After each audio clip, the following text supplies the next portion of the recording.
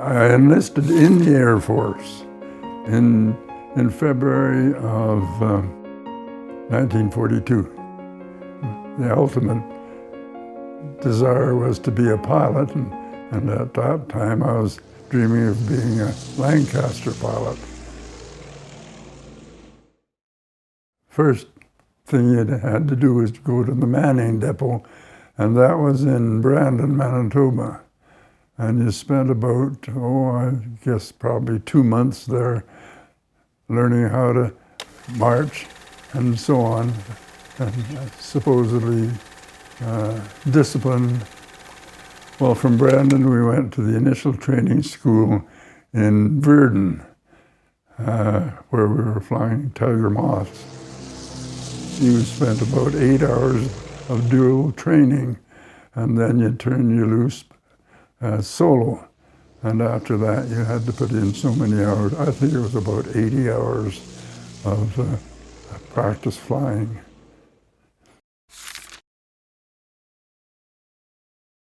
Then I got sent to Claresholm, Alberta, for the advanced flying, or service flying as they called it, for number 15 SFTS. We spent about 2 months at SFTS flying Ansons. The Mark II Anson, which was a modified version, and the one that came over from the UK.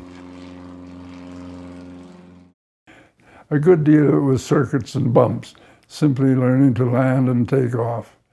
Otherwise, it was flights to and from certain towns. That was the navigational part of it, because you didn't want the people flying around and not knowing where they were.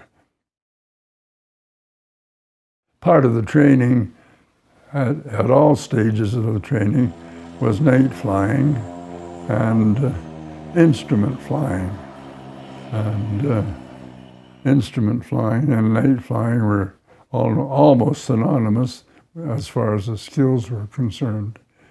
That was the whole design of the Link trainer, was to give you the feeling of flying.